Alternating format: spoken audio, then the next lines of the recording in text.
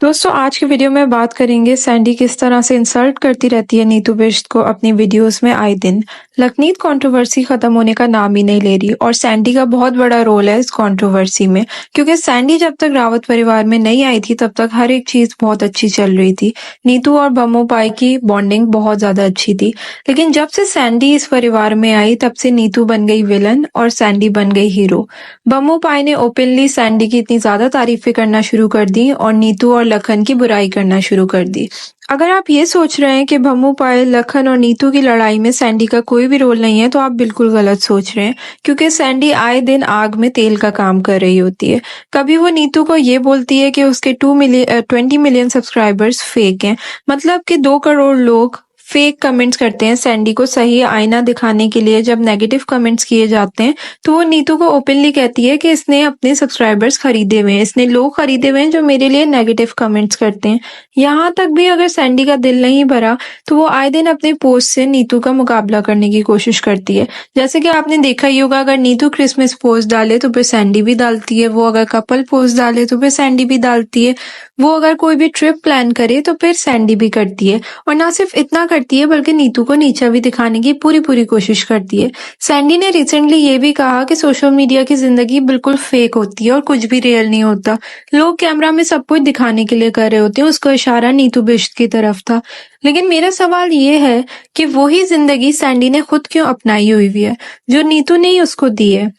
ये तमाम popularity, YouTube subscribers, Instagram subscribers, ये तमाम चीजें नीतू की तो दी हुई हैं, तो फिर वो क्यों ब्लॉग्स बनाती है और इंस्टाग्राम पे आती है अगर ये दुनिया इतनी ही फेक है। रिसेंटली लखनीत जो है यूएस से ट्रिप पे एंजॉय कर रहे हैं और फिर सैंडी और करण भी पहुंच गए दुबई अपना न्यू ईयर एंजॉय करने के लिए। सिर्फ इतना ही नहीं बल्कि सैंडी ने नीचा दिखाने के लिए नीतू को अपने ब्लॉग में ओपनली ये बहुत एटीट्यूड के साथ कहने लगी कि मैं पायल और भम्मू हम मुझे और करण को आशीर्वाद भी दे रहे हैं जाने के लिए। वो ये शो करना चाहती थी कि लखन और नीतू को यूएस से ट्रिप जाते हुए पायल और भम्मू ने नहीं मिले और ना ही आशीर्वाद दिया।